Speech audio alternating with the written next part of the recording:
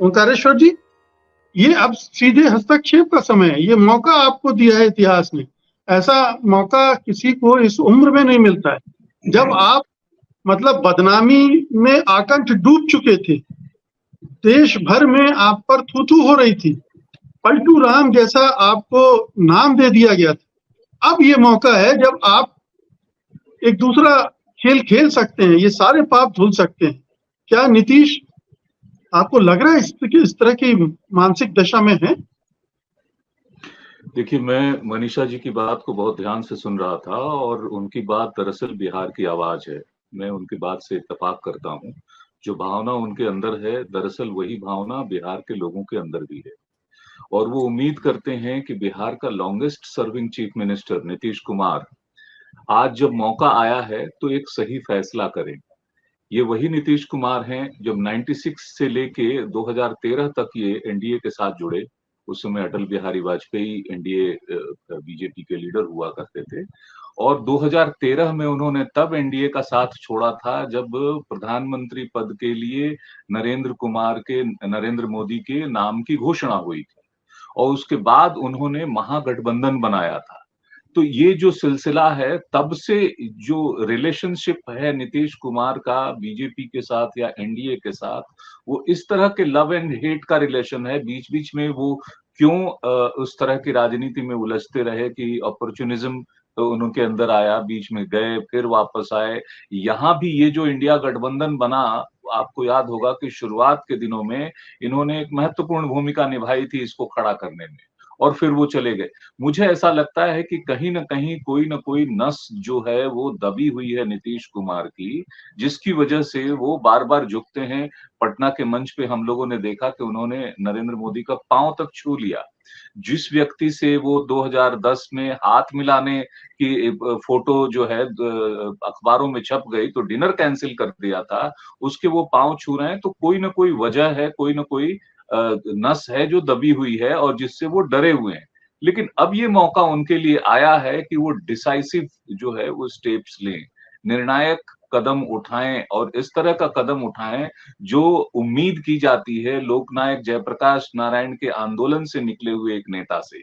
उस नेता से जिसने बिहार में एमवाई समीकरण दिया यादव और कुर्मी और वो बनाया और तमाम दलितों में महादलितों को, अल्पसंख्यकों में जो अति अल्पसंख्यक हैं, उनको सपोर्ट करने की बात कही और बिहार को विकास के रास्ते पर लाने वाले भी नीतीश कुमार हैं। ये इसमें कोई डाउट नहीं है कि विकास का जो रास्ता जो दिखा, सड़कों का विकास हुआ, पुलों का जो विकास हुआ, वो नीतीश कुमार के पहले रिजीम से होना शुरू हुआ और काफ़ी कुछ बदलाव आया। बिहार में सुशासन की बात भी नीतीश कुमार ने की जब उन्होंने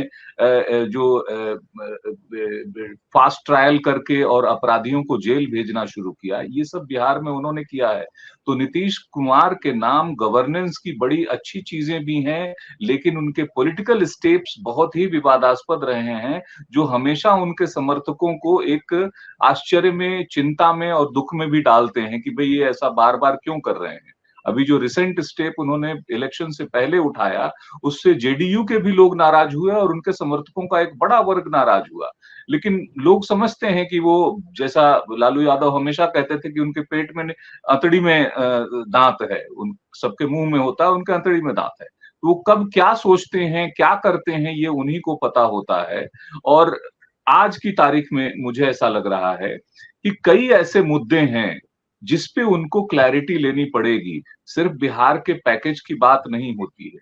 आप जब शुरू से आप ही थे जिन्होंने जातिगत आरक्षण की बात की, जातिगत जनगणना की बात की, आनन-फानन में बिहार विधानसभा में पास कर दिया, उसको आरक्षण भी दिया।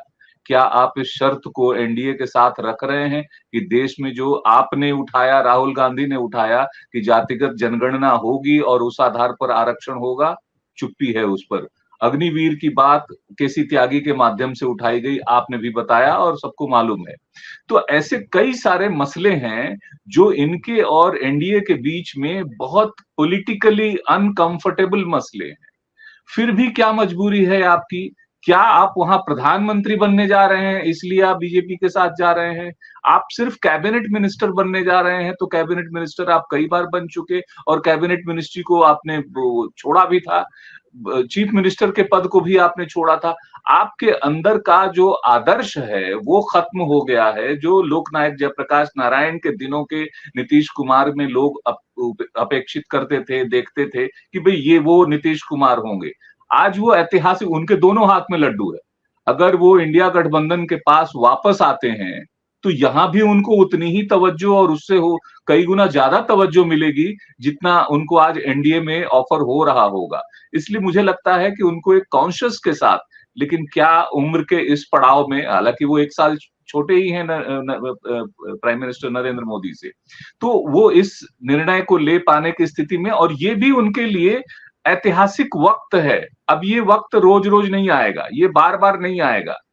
डिस्क्रेडिट वो इतना हो चुके हैं अपने पलटू राम वाले स्टेप से कि इस तरफ भी, आपको याद होगा राहुल गांधी ने एक इंटरव्यू में कह दिया था कि भाई नीतीश जी पे भरोसा नहीं है कि वो बने रहेंगे या नहीं रहेंगे, नहीं तो अब तक हम उनको संयोजक बना चुके होते।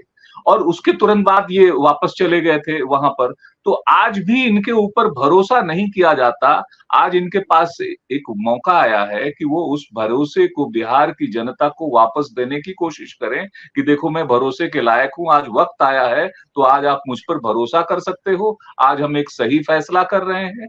और शायद यही है, क्योंकि आपने जो शुरू में कही कि ऊंट पहाड़ के नीचे आया है, 2013 से आपकी कोशिश थी कि ये ना बने और प्रधानमंत्री ना बने, उसके रीजन है सांप्रदायिक और तमाम तरह के जो Narendra Modi style of the governance, उसको आपने रोकने की कोशिश की। आज अब मौका आया है, तो क्या आप फिर से बनाने की कोशिश कर रहे हैं? ये देखने वाली बात है। समी भाई कुछ कहना चाहते थे। सत्य हिंदी का ऐप डाउनलोड करें गूगल प्ले स्टोर पर।